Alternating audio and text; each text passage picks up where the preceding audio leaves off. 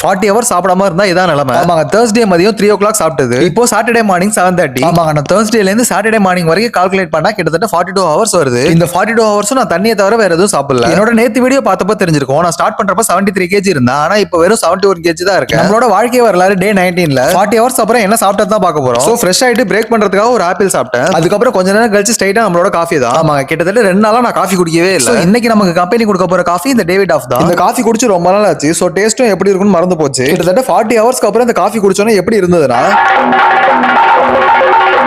அப்புறம் நம்மளோட போர் தொழிலுக்கு லேட் ஆயிடுச்சு. சோ வேகமா ஓடி போய் குளிச்சு கிளம்பிட்டேன். வழக்கம் போல பேலன்ஸ் இருந்த காஃபில நம்மளோட ஹப்சிங் பிஸ்கெட்டை சோக் பண்ணிட்டு அதை 3 டிஃபரெண்ட் ஆங்கிள் நின்று ரசிச்சு சாப்பிட்டுட்டு வேகமா கிளம்பி நம்மளோட போர் தொழில் பண்ற இடத்துக்கு வந்துட்டோம். அதுக்கப்புறம் நான் ரொம்ப எதிர்பார்த்த லஞ்ச் பிரேக்கும் வந்தது. சோ அப்படியே பக்கத்துல உள்ள ரெஸ்டாரண்ட் போயிட்டு முடிஞ்ச அளவுக்கு வெஜ்ஜஸா ஃபுல்லா லோட் பண்ணிட்டு அப்படியே நெட்ஃபிளிக்ஸ்ல தி ரெசிடென்ட் சீரிஸ் ஆன் பண்ணிட்டு சாப்பிட ஆரம்பிச்சோம். ஒரு ஒருத்தான டிடெக்டிவ் சீரிஸ் நெட்ஃபிளிக்ஸ்ல தமிழ்லயே இருக்கு. ஃபினிஷிங் டச்சா கரடியை போட்டு சாப்பிட்டு அப்படியே ஒரு டீ குடிச்சிட்டு அங்கிருந்து வீட்டுக்கு கிளம்பிட்டோம். போற வழியில 99 போய் வீட்டுக்கு தேவையான ஜாமான் வாங்க வேண்டியது இருந்தது. பெருசா ஒண்ணும் இல்ல, பிரெட், தயிர், அப்புறம் எக் எல்லாத்தையும் எடுத்துட்டு போய் கவுண்டர்ல கொடுத்தா கிட்டத்தட்ட 30 வெள்ளி கிட்ட வந்துருச்சு. அப்படியே எல்லாத்தையும் தூக்கி கார்ல போட்டு வீட்டுக்கு வந்து செடிக்கெல்லாம் தண்ணி பிடிக்க ஆரம்பிச்சிட்டோம். எனக்கு இருக்க ஒரே பயம் வாங்கின எக்க உடைக்காம வீட்டுக்கு எடுத்துட்டு போயிடணும். அதுக்கு தான் இந்த மாதிரி எல்லாம் வேண்டிக்கிட்டேன். அப்படியே குலதெய்வமே உன் பிள்ளைய குடியேறதுக்கு அப்பா